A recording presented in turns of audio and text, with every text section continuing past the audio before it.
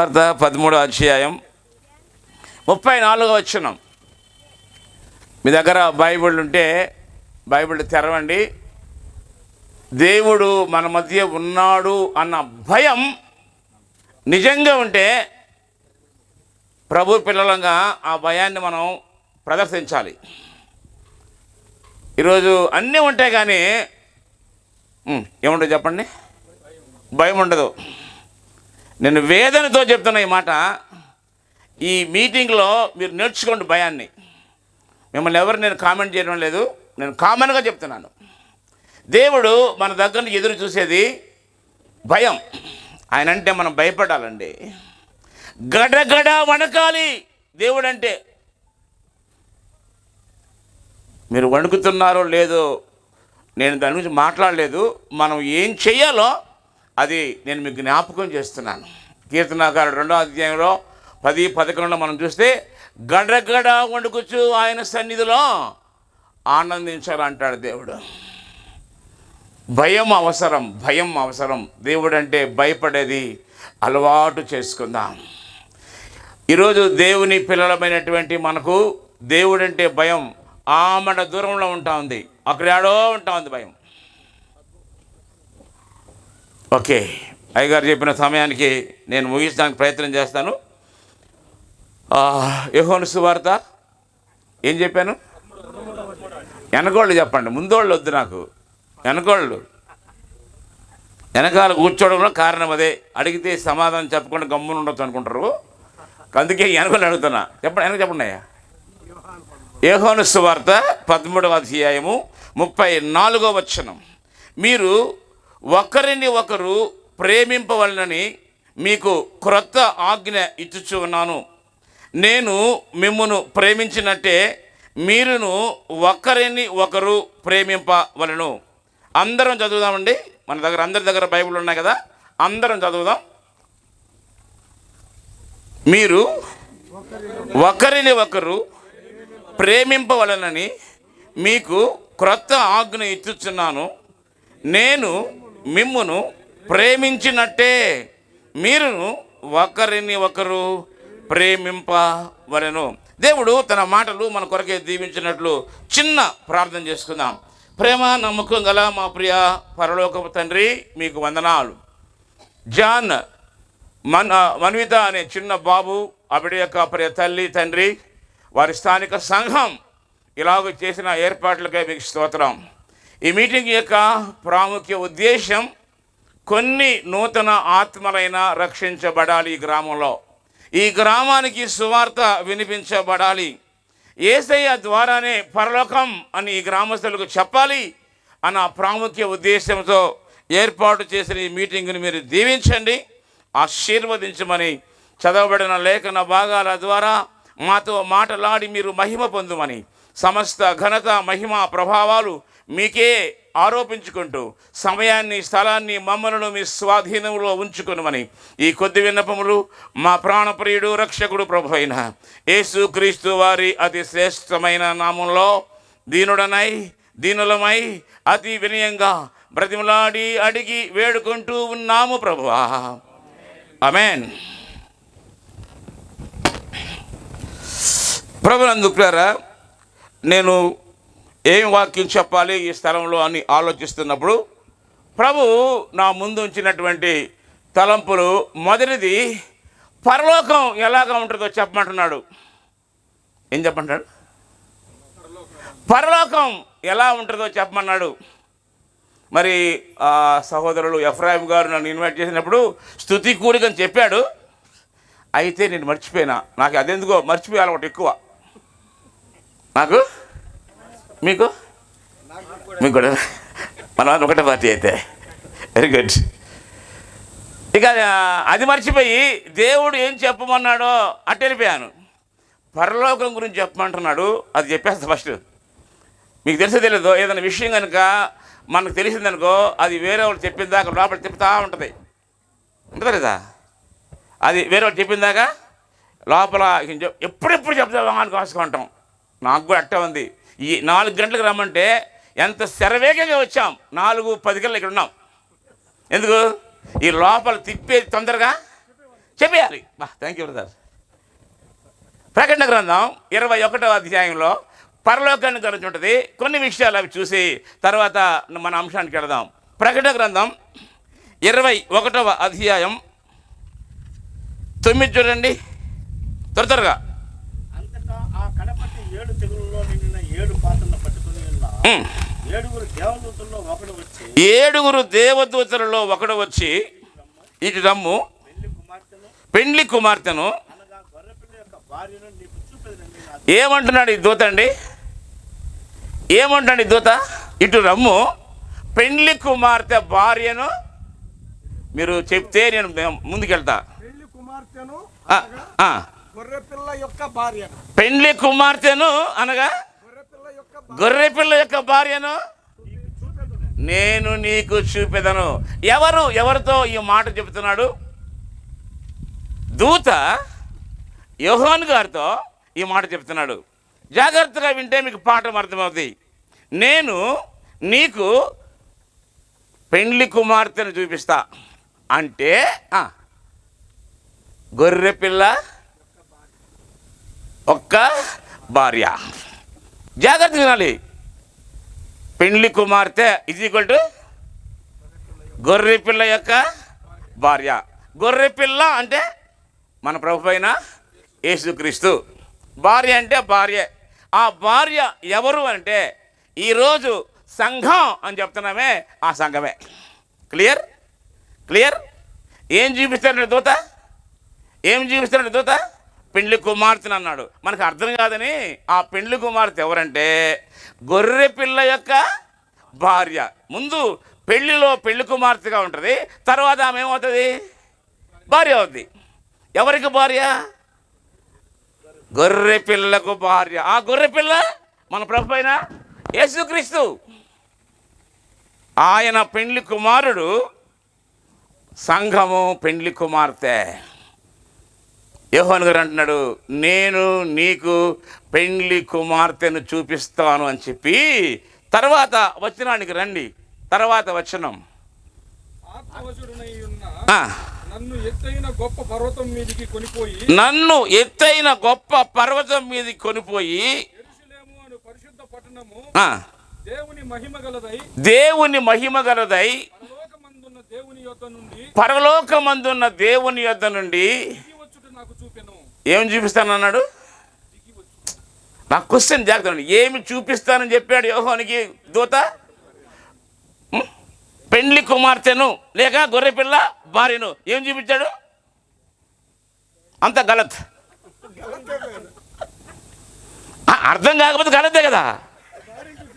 భార్యను చూపిస్తానని చెప్పి బిల్డింగ్ చూపిస్తే వాట్ ఈజ్ దిస్? అర్థం కాక తలకాయలు పగలు కొట్టుకుని అంతా బైబిల్ తప్పంట. నీకు చేత కాకపోతే గమ్మునుండు. అంతేగాని చేత వచ్చినట్టుగా ఫీల్ కామాక. ఈరోజు చాలామందికి బైబిల్ తెలియక ఏబీసీడీలు రావు, మళ్ళీ వాళ్ళకి XYZ మాట్లాడతారు. నేను ప్రేమతో చెప్తున్నా, నీకు చేత కాకపోతే సైలెంట్గా ఉండిపో. అంతేగాని అన్నీ వచ్చినట్టు తప్పులను చెప్పేద్దు. దేవుడు పరిశుద్ధ గ్రంథాన్ని రాసినప్పుడు ఎవరి చేత రాయించాడంటే పరిశుద్ధ ఆత్మ ప్రేరణతో రాసింది బైబిల్ గ్రంథం. నీకు బైబిల్ అర్థం కావాలంటే నీ లోపల పరిశుద్ధాత్మ దేవుడు ఉంటేనే నీకు ఆ బైబిల్ అర్థమవుతుంది. లోపల దేవుని ఆత్మ లేకుండా బైబిల్ నీకు అర్థం కాదు. అంతే. నువ్వు ఎంత పెద్దవాడమైనా సరే నేను ప్రేమతో మనవి చేస్తూ ఉన్నా, దేవుని వాక్యం నీకు అర్థం కావాలంటే దేవుని ఆత్మ నీలో నివాసం చేస్తూ ఉండాలి. పరిశుద్ధ ఆత్మ దేవుడు మనలో ఉండి దేవుని వాక్యాన్ని మనకు నేర్పిస్తాడు, మనకు బోధిస్తాడు. పరిశుద్ధాత్మ సహాయంతోనే మన వాక్యాలు చెప్పాలి. అప్పుడే ఆ వాక్యానికి ఉపయోగం ఉంటుంది. సొంతంగా చెప్పే వాక్యాలు ఉపయోగం ఉండవు. దేవుని ఆత్మ సహాయంతో చెప్పే వాక్యం, దేవుని ఆత్మ సహాయం చేసే ప్రార్థన ఉపయోగపడుతుందనే విషయాన్ని ఈ రాత్రి మనం జ్ఞాపకం పెట్టుకుందాం. చెప్పిందేమో పెళ్లి కుమార్తెను చూపిస్తానన్నాడు, చూపించిందేమో ఒక పట్టణాన్ని చూపిస్తున్నాడు. అది పరిశుద్ధమైన పట్టణం. పరలోకం ఎలా ఉంటుంది అని అంటే వినండి, ఎందుకు పట్టణాన్ని చూపించాడు? ఆ పట్టణంలో ఉండేవారంతా కలిస్తేనే పెళ్లి కూతురు. ఆ పరలోక పట్టణంలో ఉండేవారంతా కలిస్తే వచ్చేది చెప్పండి, పెళ్లి కూతురు. విమోచించబడిన వారు, యేసు రక్తముతో కడగబడిన వారు, యేసు రక్తముతో విమోచించబడిన వారు ఆ పట్టణంలో ఉంటారు. మినిమం క్వాలిఫికేషన్ పరలోక పట్టణానికి వెళ్ళాలంటే యేసయ్య రక్తంలో నీ పాపాలు కడిగి ఉండాలి. అపోస్తుల కార్యాల గ్రంథం 4వ అధ్యాయం 12లో ఇలాగ వ్రాయబడి ఉంది. ఆ మాట కూడా మీకు జ్ఞాపకం చేస్తా. అపోస్తుల కార్యాల గ్రంథం 4వ అధ్యాయం 12వ వచనం. ఈ నామముననే మనము రక్షణ పొందాలి. ఎవరైనా సరే రక్షించబడాలంటే ఏ నామం? యేసు నామం. యేసు నామము ద్వారానే ఈరోజు రక్షణ.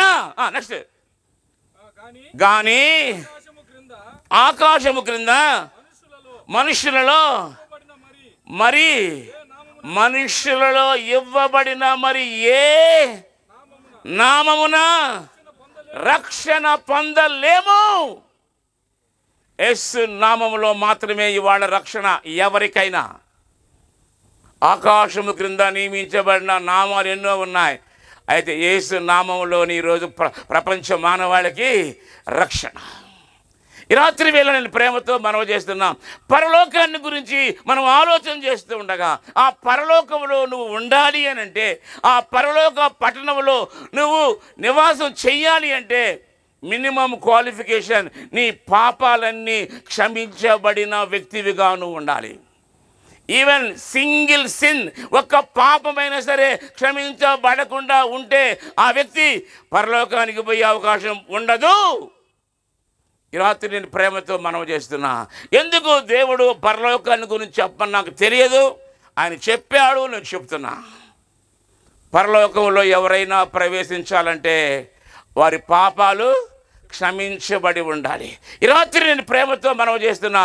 ఈ మీటింగ్లో హాజరైన వారు ఇంకా మీ పాపాలు యేసు రక్తంలో కడుక్కోకుండా, ఇంకా మీ పాపాలు క్షమించబడకుండా ఉన్నట్లయితే ఈ మంచి అవకాశాన్ని వినియోగించుకో.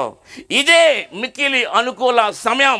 జాన్ బర్త్డే సందర్భంగా నీకు ఒక అవకాశం రక్షించబడ్డానికి, యేసు రక్తంలో నీ పాపాలు కడుక్కోవడానికి అవకాశం, విమోచించబడ్డానికి ఇది నీకు మంచి ఛాన్స్. ఉపయోగించుకో. రేపు మాపను వాయిదా వేయొద్దని నేను ప్రేమతో మనవి చేస్తున్నా. పరలోకం అది రాయబడింది. నంబర్ 1 పరిశుద్ధమైనది. నంబర్ 2 దాని పక్కన ఉంచండి. పరలోకం నంబర్ 1 పరిశుద్ధమైనది. తర్వాత మహిమ గలది. Thank you brother. పరలోకం గురించి మనం చెప్పుకుంటున్నాం. ఆ పరలోక పట్టణములో ఎవరుంటారు? యేసు రక్తములో పాపాలు కడగబడిన వారు మాత్రమే ఉంటారు. ఆ పట్టణం నంబర్ 1 పరిశుద్ధమైనది. నంబర్ 2 మహిమ గలది. పరిశుద్ధులు మాత్రమే పరలోకంలో ఉంటారు, కానీ పాపులు ఆ పరలోకంలో ఉండరు. ఈ మహిమ కలిగిన ఈ పట్టణం, ఈ పరిశుద్ధ పట్టణం నీ కోసం నా కోసం ఆయన స్వయంగా కట్టాడు. రండి కింద అదే 21వ అధ్యాయం 16 చూడండి, లేకపోతే 11 చూడండి, ఏం ప్రాబ్లం. 11 కూడా 11. దాని అందలి వెలుగు దగ్గ మెరియు. పరలోకంలో వెలుగు ఎట్లుంటుందంట? దగ్గ మెరియు అమూల్యమైన రత్నాలు. అమూల్యమైన రత్నం. అవి తర్వాత మనం చూద్దాం. నెక్స్ట్ 12 కూడా చూడండి. 12 కూడా. ఆ పట్టణమునకు ఎత్తైన, మనం ఉండబోయే పరలోకానికి ఎత్తైన ప్రాకారం ఉందంట. కాంపౌండ్ వాల్ కూడా ఉందంట. 12 గుమ్మములను ఉండెను. మనం ఉండబోయే పరలోకానికి ఎన్ని గుమ్మాలండి? మీ ఇంటికి ఎన్ని గుమ్మాలండి? మాట్లాడండి. పరలోకంలో ఉండే పట్టణానికి 12 గుమ్మాలు. నోట్ చేసుకోండి. నోట్ అంటే పెన్లా కాదు, హృదయం రికార్డ్ చేసుకోండి. పరలోకంలో రేపు మనం ఉండిపోయే పరలోకంలో మహిమ ఉంటుంది. రేపు మనం ఉండిపోయే పరలోకం పరిశుద్ధంగా ఉంటుంది. అక్కడ వెలుగు దగ్గ మెరియు సూర్యకాంతాన్ని పోలిన రత్నాల్లాగా ఉంటుంది. ఎన్ని ఉంటాయి గుమ్మాలు? 12 గుమ్మాలు. నెక్స్ట్ కండి చెప్పారు. ఆ గుమ్మముల యొద్ద ఒక్కొక్క గుమ్మము దగ్గర ఒక్కొక్క దేవదూత కాపలాగా ఉంటాడండి. ఒక వాచ్మెన్ ఏ రీతిగా డోర్ దగ్గర ఉంటాడో ఒక్కొక్క గుమ్మం దగ్గర ఒక దేవదూత ఉంటాడు. నేను రాత్రి కూర్చొని సెర్చ్ చేశాను ఒక్కొక్క దేవదూత ఎంత హైట్ ఉంటాడు అని. మీరు ఇప్పుడు సెర్చ్ చేశారా? అంత టైం మాట్లాడేది. దేవదూత ఎంత హైట్ ఉంటాడని సెర్చ్ చేస్తే డిఫరెంట్ హైట్లో చేసినాయి. అయితే ఫైనల్గా నేను చేసిన రీసెర్చ్లో ఒక్కొక్క దేవదూత మినిమం 80 అడుగుల హైట్ ఉంటాడు. ఎంత? 80 అడుగుల ఎత్తు. అది తక్కువ చెప్పా, తక్కువ అండి, తక్కువ. ఇంకా కావాలా? ఒక్క చెయ్యి ఇలా చాపితే అది ఎంత పొడుగుంటుందంటే 50 అడుగులు పొడుగుంటుందండి. ఎవరికి? ఒక దూత ఒక రెక్క ఇలా చాచితే ఎంత? 50. హైట్ ఎంత? 80. 80 అడుగులు ఎత్తుండే దేవదూత ఒక్కొక్క గుమ్మం దగ్గర. ఇప్పుడు ఆ గుమ్మం ఎంత హైట్ ఉంటుంది ఏమండి? ఖచ్చితంగా దానికంటే ఎత్తుండాలి. సో మన గుమ్మాలా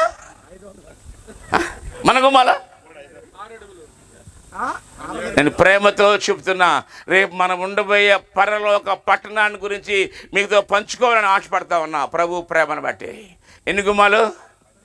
12 గుమ్మాలలో ఎవరుంటారు? ఒక్క దూత.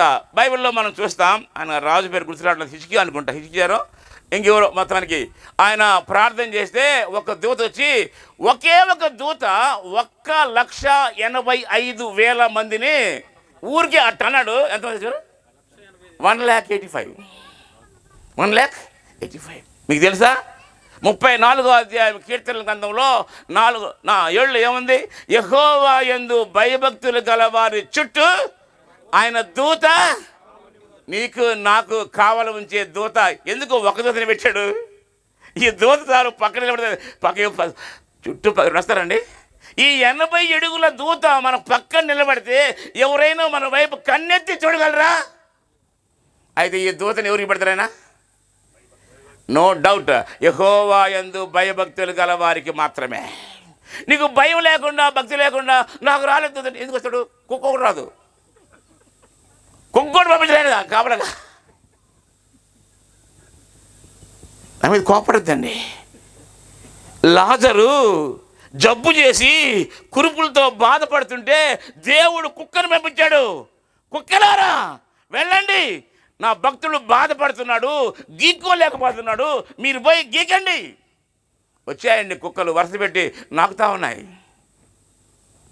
పాపం లాజరుకి తెలియకపోవచ్చు, కుక్కలను పంపించింది ఎవరు? దేవుడు. కుక్కలు వచ్చి నాకుతా ఉంటే ఎంత హాయిగా ఉందో ఎవరికి? లాజరుకి. నేను ప్రేమతో చెప్తున్నా, నాకంగా ఆ లాజరు యొక్క కృపలన్నీ మాయమైపోయాయండి. కుక్కల నాకడం వల్ల ఏమైనా కృపలు మాడిపోయినాయి. ఎవరు పంపించారు కుక్కల్ని? లాజరుకి ఉపశమనం కలిగించడానికి కుక్కలు డాక్టర్ లాగా సేవ చేశాయండి, నర్సు లాగా సేవ చేశాయండి. కృపలన్నీ మానిపోయినాయి. అయితే చచ్చిపోతే, లాజరు చచ్చిపోతే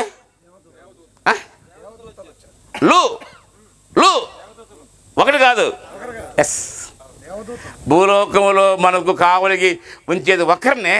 మనం ఈ లోకాన్ని విడిచి పరలోకానికి పోతుంటే మనల్ని ఇన్వైట్ చేయడానికి, మనల్ని ఆహ్వానించడానికి, మనల్ని తీసుకెళ్ళడానికి ఒక దూత కాదు, ఎంతమంది దూతలు అన్నాడు. ఎంతమంది మనకు తెలీదు. ఆ దూత ఒక్కొక్క గుమ్మంలో ఇప్పుడు మొత్తం ఎంతమంది దూత ఉంటారు? ఒక్కొక్క గుమ్మానికి ఒకటి చొప్పున. నెక్స్ట్ కండి చెప్పారు.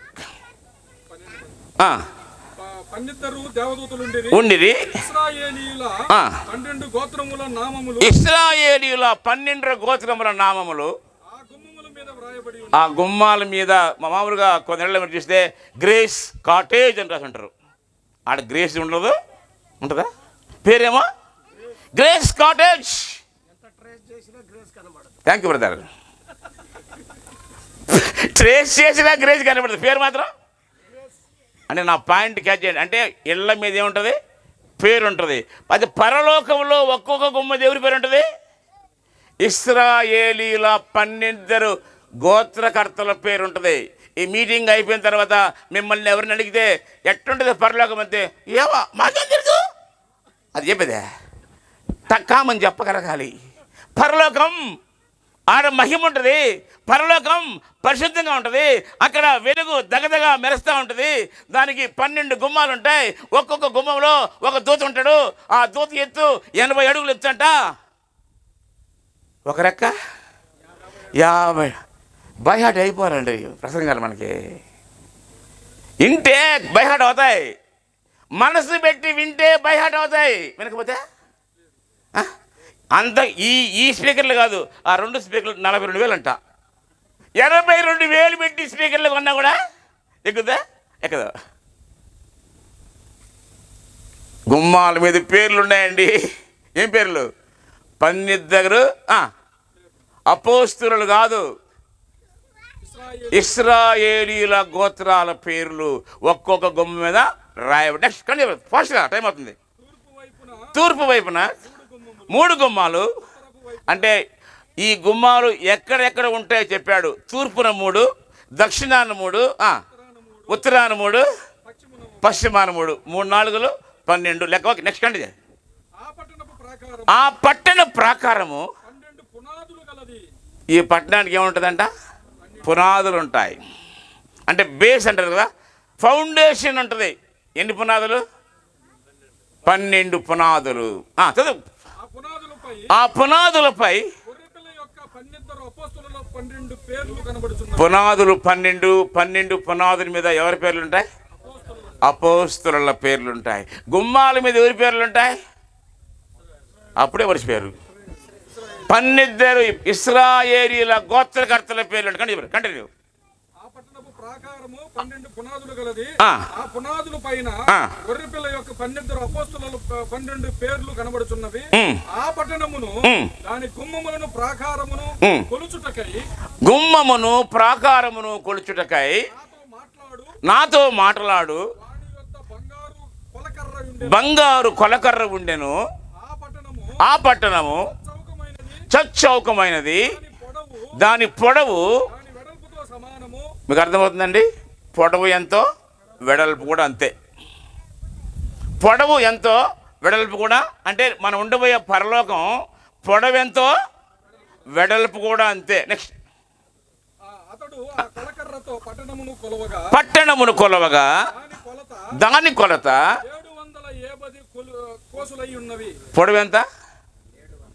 జాగ్రత్తగా వినండి. బైబిల్ కొలత ప్రకారం రేపు మనం ఉండబోయే పరలోక పట్టణ పొడవు 750 కోసులు.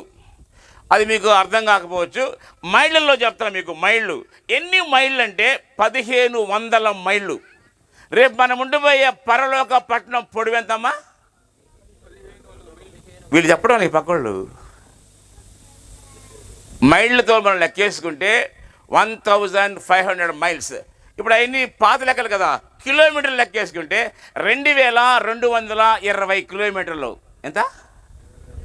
2220 కిలోమీటర్లు. ముందే చెప్పాను కదా. పొడవు ఎంత? మన కిలోమీటర్లు. వెడల్పు ఎంత? జస్ట్ ఊహించండి. ఇక్కడి నుంచి పూతల పట్టుకు పోతే సరిపోతుందా? ఎంత ఉంటుంది? అంత పొడుగా? ఓ గాడ్, ఇజ్ ఇట్ సో? మీకు అర్థం కాడ చెప్తున్నా. రేపు మనం ఉండిపోయే పరలోక పట్టణ పొడిగి ఎంత అంటే ఇక్కడి నుంచి కలకత్తాకు పోతా ఉంటే అంత పొడుగు ఉంటుందండి. మన పక్కనే ఉంది చెన్నై పెద్ద పట్టణం అని చెప్పుకుంటాం. తిప్పి కొడితే 80 కిలోమీటర్లు రాదు. తిప్పి కొడితే ఇక మన సికింద్రాబాద్ సరే సరే ఒక 100 ఉండదు. ఇక పక్కన బెంగళూరు, ఇంక మన బాధ వేస్తుంది బెంగళూరు చెప్పకపోతే, పక్కన ఉంటుంది కదా. తిప్పి కొడితే ఒక 100. అయితే భూ ప్రపంచంలో ఇప్పుడు దుబాయ్ తెలుసు కదా, దుబాయ్ తెలుసు కదా, దుబాయ్లో కూడా మొన్న తుఫాన్ వచ్చింది, వాళ్ళ పట్టణాలు మాత్రం మునిగిపోతున్నాయి. చైనాలో ఇప్పుడు సమస్య ఎంత, బిల్డింగ్లు సంవత్సరానికి 10 mm లోపలికి వెళ్ళిపోతూ ఉన్నాయి. ఎంత ఏమండి తప్ప ఇప్పుడు జరిగే పరిస్థితి అది, దిగిపోతూ ఉంది. అయితే మన పరలోక పట్టినట్ట మీకు అర్థం కావాలని చెప్తున్నా. మనం ఉండిపోయే పరలోక పొడవు ఎంత, కిలోమీటర్లు చెప్పండి చాలు. అమ్మ వెనకాల చెప్పాలి, ఎంతమ్మా? 2000 మైక్ వినపడుతుందా? 2220 కిలోమీటర్లు. వెడల్పు ఎంత? మీరు నెక్స్ట్ కంటిన్యూ చేయండి.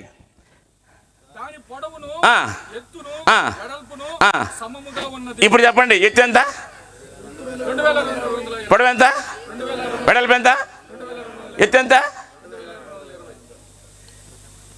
మనం ఉండిపోయే పరలోక పట్టణ పొడుగు 2220 కిలోమీటర్లు, వెడల్పు 2220 కిలోమీటర్లు, ఎత్తు 2220 కిలోమీటర్లు. యోహాను సువార్త 14వ అధ్యాయం 3వ వచనంలో ఒక మాట చూడండి. యోహాను సువార్త 14వ అధ్యాయం 3వ వచనం. యోహాను సువార్త 14:3. యోహాను సువార్త 14:3.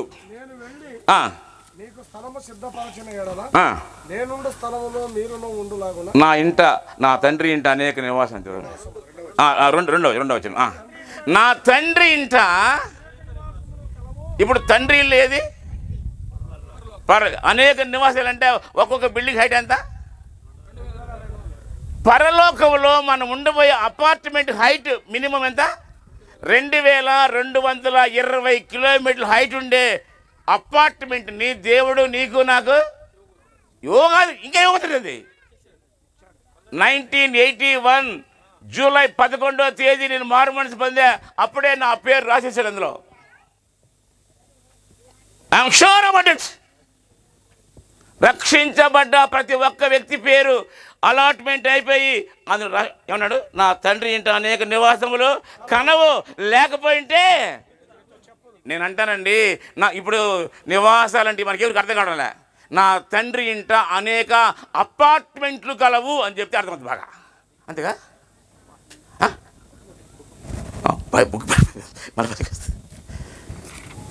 చెప్పండి చూద్దాం, ఎంత మన అపార్ట్మెంట్ హైట్? మన అపార్ట్మెంట్ హైట్ మళ్ళీ అడుగుతున్నా, ఎన్నిసార్లు అడిగిరా తగ్గుతుందా? అన్న చెప్తున్నాడు, కలకత్తాకు పేరు వచ్చంట 220. మనం ఉండిపోయే పరలోక పట్టణ పొడుగు 2220. అంటే ఒకవేళ ఊరికి షికారుగా పోదామంటే ఇక పోతానే ఉంటాం అంతే. అంత పొడవున్న అంత వెడల్పున్న పట్టణాన్ని, ఆ పట్టణంలో అపార్ట్మెంట్ హైట్ 2220 కిలోమీటర్ల హైట్లో కలిగిన అపార్ట్మెంట్లో నాకు ఫ్లాట్ అలాట్ అయింది. ఈరోజు నాకు సూటి ప్రశ్న, ఇక్కడ కూర్చున్న వారిలో ఇంకా ఎవరికైనా ఆ అపార్ట్మెంట్లో ఫ్లాట్ అలాట్ కాలేదా? త్వరగా ఆ ఫ్లాట్లో అలాట్ చేసుకోండి. ఎవరు అలాట్ చేస్తారండి ఆ అపార్ట్మెంట్లో ఫ్లాట్లు? పరలోకంలో ఉండే అపార్ట్మెంట్లో నీకు ఒక ఇల్లు కావాలంటే ఎవరు నీ పేరు మీద అలాట్ చేస్తారు? ఎస్, నీకు కూడా ఈ పరలోకంలో ఆ 2220 కిలోమీటర్ల హైట్ ఉండే పరలోకపు ఆ అపార్ట్మెంట్లో నీకు ఒక ఇల్లు కావాలంటే యేసేని అడగాలి, యేసే ఇస్తాడు. యేసయ్యే నీకు పేరు రాసుకొని నీకు అలాట్ చేస్తాడు. నేను ప్రేమతో చెప్తున్నా. ఇందాక మురళీ బ్రదర్ చెప్పారు లాస్ట్లో, మనం ప్రభువుని నమ్ముకుంటే పరలోకం వెళ్తారని. ఆ పరలోకం ఎలా ఉంటుందో నేను ఊరికే క్లుప్త వివరణ మాత్రమే, క్లుప్తంగా చెప్తున్నా. ఓకే, పొడవు ఎంత తెలిసిపోయింది, వెడల్పు ఎంత తెలిసిపోయింది, ఎత్తు ఎంత. నేను మరలా వస్తా, నేను వచ్చినప్పుడు అడుగుతా మరలా ఎంత పొడిగి ఎంత వెడల్పో. మా నాన్న టీచర్ అయ్యేరు కొడుకుని కాబట్టి ఆ లక్షణాలు నాకు వచ్చినాయి. ఓకే, నెక్స్ట్ కండి బ్రదర్. వెళ్దాం. మరియు మరియు అతడు ప్రాకారమును కొలవగా ప్రాకారమును కొలవగా అది మనుషుని కొలత చొప్పున అది మనుషుని కొలత చొప్పున 144 ప్రాకారం అంటే కాంపౌండ్ వాల్ అంతనా? కాంపౌండ్ వాల్ని కొలిస్తే ఎంత వచ్చిందంట? 144 మూరలు. మూర అంటే మీకు చూపిస్తా, ఇక్కడి నుంచి ఇక్కడ